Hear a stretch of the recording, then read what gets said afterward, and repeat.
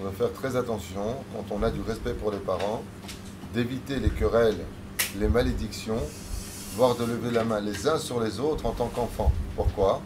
Parce que tout le but du respect des parents, c'est de ne pas les faire souffrir, ni psychologiquement, ni moralement, et encore moins physiquement.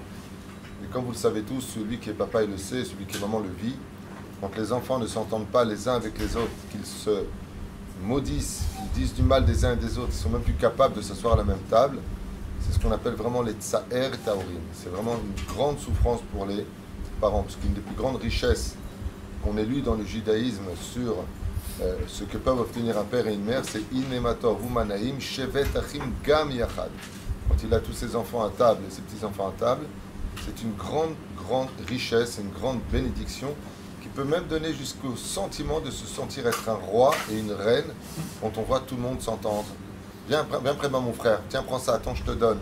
Au moment où les parents ils voient comme ça une union, une unité, eh bien, c'est vraiment une grande richesse. Je me souviens qu'un jour j'ai posé la question à ma maman, que Dieu lui donne une bonne santé, et je lui ai dit, quelle est la chose que tu crains le plus après ton départ de ce monde à 120 ans?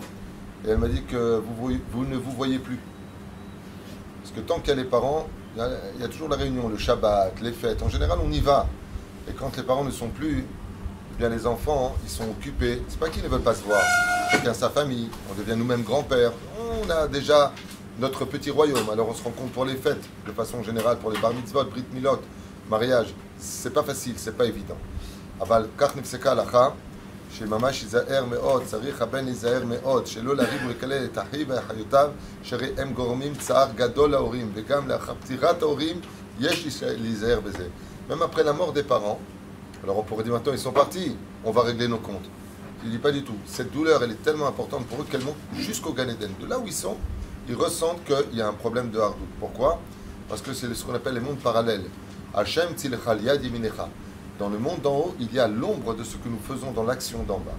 Et c'est pour cela que cette mitzvah, elle est maintenue aussi bien du vivant des parents que de la mort des parents. C'est pour ça que c'est très important d'être équilibré, d'avoir de la Torah qui nous unit, de parler, de dialoguer, de tout faire en tout cas pour éviter ce genre de situation où les parents de plus en plus entendent que si lui il vient, moi je ne viens pas, et bien on se fera un autre rendez-vous la semaine prochaine.